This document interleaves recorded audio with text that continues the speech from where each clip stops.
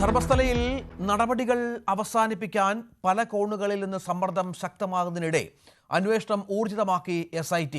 Point 6 നിന്നും 11A നിന്നും ലഭിച്ച മനുഷ്യ അസ്ഥികൂടങ്ങളുടെ ഫോറൻസിക് പരിശോധനാ ഫലം കാത്തിരിക്കുകയാണ് പ്രത്യേക അന്വേഷണ സംഘം.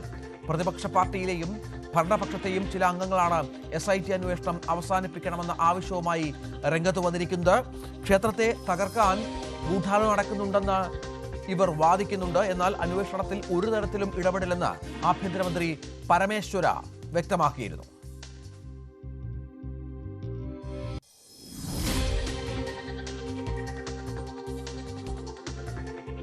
നേരത്തെ ഇതുമായി ബന്ധപ്പെട്ട വളരെ കാര്യക്ഷമമായ അന്വേഷണം SITയുടെ ഭാഗത്ത് നിന്ന് ഉണ്ടായിരുന്നു. ദിവസങ്ങളോളം നമ്മൾ ഈ വാർത്ത റിപ്പോർട്ട് ചെയ്തതാണ്. നിരവധി അസ്ഥികൂടങ്ങൾ കണ്ടെടുത്ത പശ്ചാത്തലമുണ്ടായിരുന്നു. ഇതിനിടയിലാണ് മാധ്യമപ്രവർത്തകർക്കെതിരെ പോലും വലിയ ആക്രമണം ധർമ്മസ്ഥലയിൽ ഉണ്ടായത് ഒരു വിഭാഗത്തിന്റെ ഭാഗത്ത് നിന്ന്. ഇപ്പോൾ ഈ അന്വേഷണം ഏതാണ്ട് പൂർണ്ണമായും അവസാനിപ്പിക്കാനുള്ള നീക്കം ചില ഭാഗങ്ങളിൽ നിന്ന് ഉണ്ടായിട്ടുണ്ട്. തെരച്ചിൽ ഏതാണ്ട് അവസാനിപ്പിച്ചു എന്നാണ് മനസ്സിലാക്കേണ്ടത്. തെരച്ചിൽ പൂർണ്ണമായും നിർത്തിവെച്ച പശ്ചാത്തലമൊക്കെ ഉണ്ട്. സമ്മർദ്ദത്തിന്റെ ഫലമായാണ് ഇതൊക്കെ സംഭവിച്ചിരിക്കുന്നത് എന്നുള്ളതാണ് ഏറ്റവും പ്രധാനപ്പെട്ട വിവരം. പക്ഷേ അപ്പോഴും അന്വേഷണം അത് കാര്യക്ഷമമായി മുന്നോട്ട് പോകും എന്നാണ് മനസ്സിലാക്കേണ്ടത്. ബൈജു, തെരച്ചിൽ അവസാനിപ്പിച്ചിട്ടുണ്ട്. അത് സമ്മർദ്ദ ഫലമായിട്ടാണ്, തെളിവുകൾ കിട്ടാതിട്ടല്ല. നമുക്കറിയാം നിരവധി അസ്ഥികൂടങ്ങൾ കിട്ടിയ ഒരു സ്ഥലം കൂടിയാണ്. ശുചീകരണ തൊഴിലാളിയുടെ വെളിപ്പെടുത്തലിൻ്റെ ഒരു പരിധിവരെയൊക്കെ ശരിയായി വരുന്നൊരു സമയത്താണ് ഇങ്ങനെയുള്ള നീക്കങ്ങൾ നടക്കുന്നത്. ഇപ്പോൾ ഏറ്റവും പുതിയ വിവരങ്ങൾ എന്താണ്?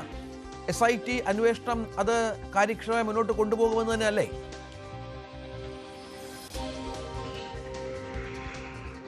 രജിത, ഏറ്റവും പ്രധാനം ഇന്ന് ഒരു മാസം പിന്നിട്ടിരിക്കുന്നു SIT രൂപീകരിച്ചിട്ട് എന്നതാണ്. ഈ സംഭവത്തിൽ SITയുടെ അന്വേഷണം ഇപ്പോഴും തുടരുന്നുണ്ട്. പക്ഷേ ഇതിൽ പ്രതിസന്ധിയായത് ഈ 13 പോയിന്റ് അടയാളപ്പെടുത്തി, അതുകൂടാതെ 4 പോയിന്റിലും കൂടി പരിശോധന നടത്തി. പക്ഷെ ഇതെല്ലാം വലിയ വെല്ലുവിളിയായിരുന്നു. കാരണം നേത്രാവതി പുഴയുടെ തീരത്താണ് ഇത്തരത്തിൽ ഈ മൃതദേഹങ്ങൾ കുഴിച്ചിട്ടോ എന്ന് പറയുന്ന സ്ഥലങ്ങളൊക്കെ. അവിടെ കുഴിയെടുക്കുന്ന സമയത്ത് വലിയ തോതിൽ വെള്ളം വരുന്ന സാഹചര്യങ്ങളൊക്കെ ഉണ്ടായിരുന്നു. അതുകൊണ്ട് തന്നെ ഇപ്പോൾ ആകെ ലഭിച്ചിട്ടുള്ളത് 6 എന്ന പോയിന്റിൽ നിന്നാണ് പ്രധാനമായും ഇത്തരത്തിൽ മൃതദേഹാവശം ലഭിച്ചിട്ടുള്ളത്. ഇതിന്റെ ഫോറൻസിക് പരിശോധനാ ഫലം ഇനി ഇതുവരെ എത്തിയിട്ടുമില്ല. അത് തന്നെയാണ് ഈ അന്വേഷണത്തെ മുന്നോട്ട് കൊണ്ടുപോകുന്നത് സംബന്ധിച്ചുള്ള അനിശ്ചിതത്വം തുടരുന്നത്. ഇതിനിടയിലാണ് വലിയ തോതിൽ സമ്മർദ്ദം ഈ SITക്ക് മുന്നിൽ ഉണ്ടാകുന്നത്. അതായത് BJPയിലെ ഒരു MLAയും ഒപ്പം പ്രതിപക്ഷത്തു നിന്നുള്ള ആളുകളും ഇത്തരത്തിൽ വലിയ തോതിൽ സമ്മർദ്ദവുമായി രംഗത്ത് വരുന്ന സാഹചര്യം ഉണ്ടായിട്ടുണ്ട്. നിയമസഭയിൽ തന്നെ പലതവണ ഈ വിഷയം വരികയും നിയമസഭയിൽ ഇതിൽ ആഭ്യന്തര വകുപ്പ് മന്ത്രി കൃത്യമായ ഒരു നിലപാട് വ്യക്തമാക്കുകയും ചെയ്തിട്ടുണ്ട്. അതായത് ഈ ഫോറൻസിക് പരിശോധനാ ഫലം വന്നതിന് ശേഷം SIT തീരുമാനിക്കും ഇനി അന്വേഷണം മുന്നോട്ട് കൊണ്ടുപോകണോ, അതല്ല ഇത് സംബന്ധിച്ച് ഒരു ക്ലൈമാക്സിലേക്ക് എത്താൻ പറ്റുമോ എന്ന കാര്യമൊക്കെ. ഈ കാര്യത്തിൽ ആഭ്യന്തര വകുപ്പ് മന്ത്രി എന്ന നിലയിൽ ഒരു കാരണവശാലും ഇടപെടില്ല എന്നാണ് അദ്ദേഹം വ്യക്തമാക്കിയിരിക്കുന്നത്. അദ്ദേഹത്തിന്റെ വാക്കുകൾ ശ്രദ്ധിച്ചാൽ നമുക്ക് മനസ്സിലാക്കാം SITയുടെ അന്വേഷണം മുന്നോട്ട് തന്നെ. ഇന്നും പുതിയ പരാതികൾ ഇവിടെ വരുന്ന സാഹചര്യം ഉണ്ടായിട്ടുണ്ട്. കഴിഞ്ഞ ദിവസങ്ങളിലൊക്കെ ഇത്തരത്തിൽ പുതിയ പരാതികൾ വരുന്ന ഒരു സാഹചര്യമുണ്ട്. അതായത് പുതിയ തിരോധാനവുമായി ബന്ധപ്പെട്ട് പല സ്ഥലങ്ങളിൽ നിന്നും ഇത്തരത്തിൽ ധർമ്മസ്ഥലയിലെത്തി ആളുകളെ കാണാതായി അല്ലെങ്കിൽ പെൺകുട്ടികളെ കാണാതായി തുടങ്ങിയ ഒരുപാട് പരാതികൾ ഇപ്പോഴും വരുന്ന ഒരു സാഹചര്യം ധർമ്മസ്ഥലയിലുണ്ട്. ഇപ്പോഴും ഒരു യഥാർത്ഥ ചിത്രം ധർമ്മസ്ഥലയിൽ നിന്നും മനസ്സിലാക്കാൻ കഴിഞ്ഞിട്ടില്ല, അല്ലെങ്കിൽ പുറത്തു വന്നിട്ടില്ല എന്ന് വേണം പറയാൻ. കാരണം 95, അതായത് 30 വർഷം മുൻപുള്ള ഒരു സംഭവമാണ്. അത്ര വർഷം പഴക്കമുള്ള അല്ലെങ്കിൽ മൃതദേഹങ്ങളൊക്കെ ഈ രീതിയിൽ കുഴിച്ചിട്ടെന്ന് പറയുന്ന അത് കഴിഞ്ഞ ദിവസം സാക്ഷി തന്നെ ഈ മുന്നോട്ട് വരികയും സാക്ഷി ഇത്തരത്തിൽ വ്യക്തമാക്കുകയും ചെയ്തിരുന്നു. അതായത് അന്നുണ്ടായ ഒരു കാലാവസ്ഥയല്ല, ഭൂപ്രകൃതി ആകെ മാറിയിരിക്കുന്നു. അതോടൊപ്പം വലിയ മരങ്ങൾ വളർന്നിരിക്കുന്നു. നേത്രാവതി പുഴയുടെ തീരത്ത് നടത്തിയ പരിശോധനയിലൊക്കെ ഈ മൃതദേഹങ്ങൾ കണ്ടെത്താൻ കഴിഞ്ഞില്ല. മാത്രമല്ല താനൊരു മനുഷ്യനാണ്, അത് കൃത്യമായ ആ സ്ഥലം കണ്ടെത്തി അതേ സ്ഥലം പരിശോധിച്ചാൽ അത്തരത്തിൽ മൃതദേഹം എടുക്കുക വളരെ ബുദ്ധിമുട്ടെന്നാണ് അദ്ദേഹം വ്യക്തമാക്കിയത്. എന്തായാലും ഈ കാര്യത്തിൽ ഇപ്പോഴും സാക്ഷിയെ വിശ്വാസത്തിലെടുത്തുകൊണ്ട് തന്നെയാണ് SIT മുന്നോട്ട് പോകുന്നതെന്ന് വേണം പറയാൻ. SITയുടെ അന്വേഷണം ഇതുവരെ അവസാനിച്ചിട്ടില്ല. ഒരു പക്ഷേ നാളെയോ മറ്റന്നാളോ മണ്ണ് കുഴിച്ചുള്ള പരിശോധന ഉണ്ടാകുമെന്ന ഒരു സൂചന പോലും വരുന്നുണ്ട്. ഒരു കാര്യവും SIT ഇതുവരെ പുറത്തുവിട്ടിട്ടില്ല. ഇതിലേതെങ്കിലും ഒരു കാര്യം SIT പുറത്തുവിടാൻ തയ്യാറായിട്ടുമില്ല. SITയുടെ അന്വേഷണം ഇപ്പോഴും ഊർജിതമായി തന്നെ നടക്കുന്നു. മൊഴികൾ എടുക്കുന്നു, പുതിയ പരാതികൾ വരുന്നു. അതായത് ഒരു പോലീസ് സ്റ്റേഷനായി SIT മാറിയിരിക്കുന്നു. പോലീസ് സ്റ്റേഷൻ പദവി പോലും SITക്ക് ലഭിച്ചിരിക്കുന്നു എന്നാണ്. അത്രത്തോളം പ്രഗത്ഭരായ ഉദ്യോഗസ്ഥരാണ് SITക്കുള്ളത്. അതുകൊണ്ട് തന്നെ ഈ കാര്യത്തിൽ ഈ സാക്ഷി അല്ലെങ്കിൽ താൻ പലതരത്തിലുള്ള അത്തരത്തിലുള്ള വാർത്തകൾ പുറത്തു വരുന്നുണ്ട്. അതായത് ക്ഷേത്രത്തിനെതിരെ ഗൂഢാലോചന നടക്കുന്നു, ക്ഷേത്രം തകർക്കാൻ ഒരു ശ്രമമാണ് ഈ മാധ്യമ വാർത്തകളൊക്കെ തരത്തിൽ. പക്ഷേ അതൊന്നുമല്ല, ഏതെങ്കിലും തരത്തിൽ ഏതെങ്കിലും ക്ഷേത്രത്തെയോ അല്ലെങ്കിൽ ആരെങ്കിലും ഇതിൽ കുറ്റാരോപിതരായോ ഒരു മാധ്യമങ്ങളും പുറത്ത് അത്തരത്തിൽ വിവരങ്ങൾ വന്നിട്ടില്ല. ചിലപ്പോൾ ചില യൂട്യൂബുകളിലൊക്കെ ഇത്തരത്തിൽ വാർത്തകൾ വന്നിട്ടുണ്ടാവും. അതിനെതിരെ നിയമ നടപടി സ്വീകരിക്കാവുന്നതാണ്. എന്തായാലും 90 ദിവസം സമയം SITക്ക് ഇപ്പോൾ ഉണ്ട്. ആ 90 ദിവസം കഴിഞ്ഞാൽ ഒരുപക്ഷെ ഇനിയിപ്പോൾ ഈ ഏതെങ്കിലും തരത്തിൽ കൂടുതൽ തെളിവുകൾ കണ്ടെത്താൻ സാധിച്ചിട്ടില്ല, അതല്ലെങ്കിൽ ഇയാൾ പറയുന്നത് കള്ളമാണ്, അത്തരത്തിലുള്ള വാദങ്ങൾ ഉണ്ടെങ്കിൽ 90 ദിവസം കഴിഞ്ഞാൽ ഈ സാക്ഷിയെ ഇവർക്ക് കസ്റ്റഡിയിൽ വാങ്ങാം, കൃത്യമായി ചോദ്യം ചെയ്യാം.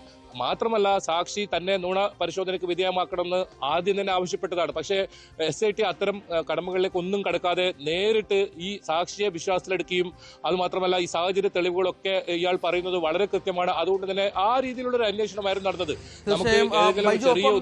നമുക്കറിയാം പലതരത്തിലുള്ള മൃതദേഹാവശിഷ്ടങ്ങൾ ലഭ്യമായ ഒരു സാഹചര്യം കൂടി സംഭവിച്ചിരുന്നു. അത് പല പോയിന്റുകളിൽ നിന്നും കിട്ടിയിരുന്നു. അതിൻ്റെ എണ്ണം ഒക്കെ ബന്ധപ്പെട്ട കാര്യങ്ങൾ SIT രഹസ്യമാക്കി വെച്ചിരിക്കുകയാണ് അന്വേഷണത്തിൻ്റെ ഭാഗമായി. പക്ഷെ അപ്പോഴും തെരച്ചിലിപ്പോൾ നിർത്തിവെച്ചൊരു സാഹചര്യമല്ലേ? കൂടുതൽ സമ്മർദ്ദം ഇതുമായി ബന്ധപ്പെട്ടുണ്ടായി എന്നുള്ളതല്ലേ? അന്വേഷണത്തിന് SITക്ക് താല്പര്യമുണ്ടെങ്കിലും തെളിവുകളുണ്ട് എങ്കിൽ പോലും ഈ വല്ലാത്ത സമ്മർദ്ദം ഈ വിഷയത്തെ ലഘൂകരിക്കുന്നുണ്ട് എന്നുള്ള പശ്ചാത്തലം കൂടി ഉണ്ടോ?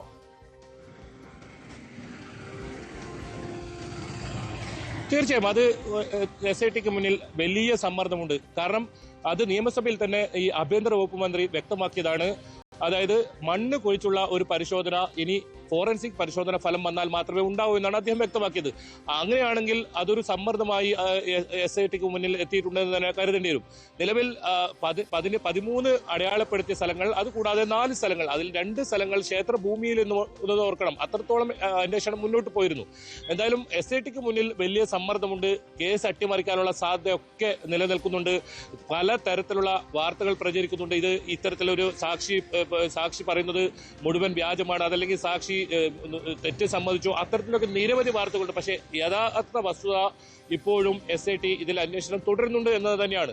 SITയെ സംബന്ധിച്ചിടത്തോളം മണ്ണ് കുഴിച്ചുള്ള പരിശോധന തൽക്കാലം ഇനി ഇപ്പോൾ ഈ ഫോറൻസിക് പരിശോധനാ ഫലം പ്രാഥമികമായെങ്കിലും അതിന്റെ ഒരു ചിത്രം വന്നാൽ മാത്രമേ ഉണ്ടാകൂ.